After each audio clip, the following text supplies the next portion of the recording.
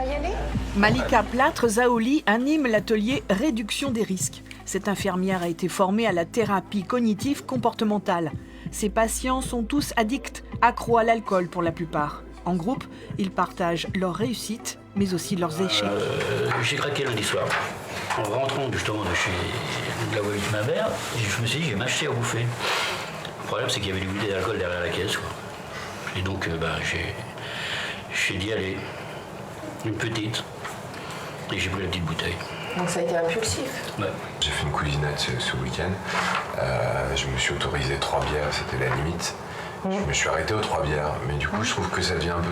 Enfin, j'ai l'impression que c'est un peu trop facile du coup maintenant de se dire à chaque fois que ça va, ou qu'il y a un événement ou quelque chose d'agréable. De dire bah là je peux parce que c'est quelque chose que j'associe au bon moment. Le week-end prochain j'ai un mariage, là je m'autoriserai à rien.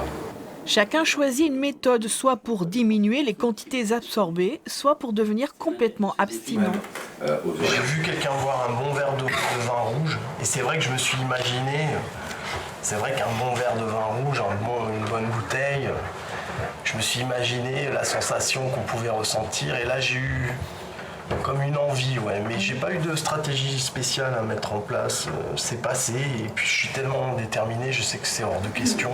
Ce centre psychiatrique spécialisé en hospitalisation de jour suit ainsi une centaine de patients. L'accompagnement est adapté aux besoins de chacun. Les personnes évoluent beaucoup plus vite si elles ont un suivi individuel à côté. Voilà. Que le groupe peut être insuffisant pour certains.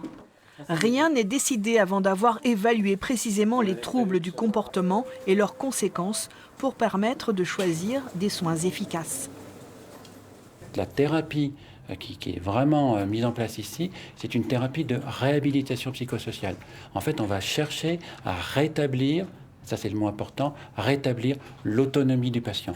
Et tous les schémas de soins sont toujours, je dirais, personnalisés, est fait, je dirais, mis en place en adéquation avec les objectifs du patient.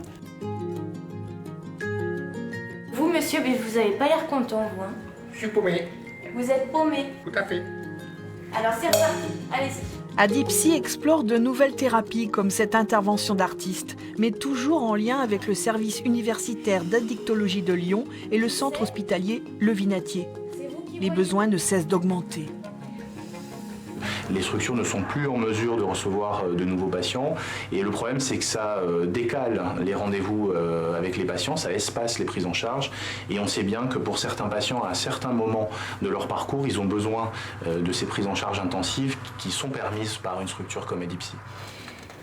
Elle consomme 2 bouteilles de vin par jour, avec des signes de sevrage le matin, tremblement, sueur, vertige, etc.